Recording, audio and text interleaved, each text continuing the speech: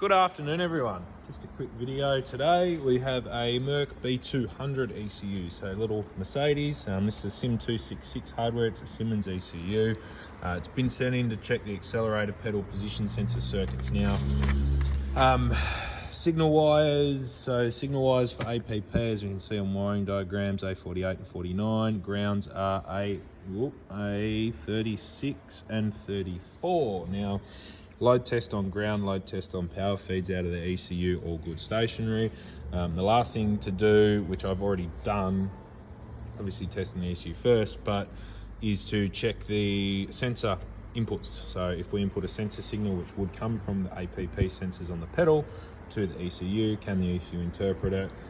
At a rest position, will the codes clear out for the circuit and stay cleared out?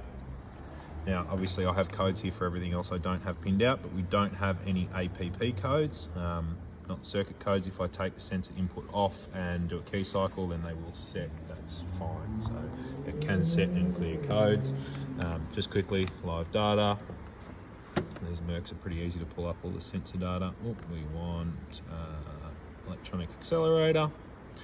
As you'll see, I've got both of these sitting at 0.35 volts, which I've got up on the scope as well, just to measure it.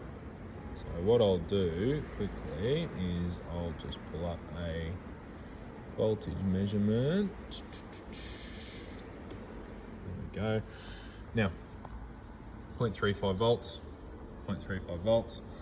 What we'll do is we'll start with APP2. We can crank that all the way up so it's 5 volt max. Now you'll see the scan tool does display it as red when it's outside of its range.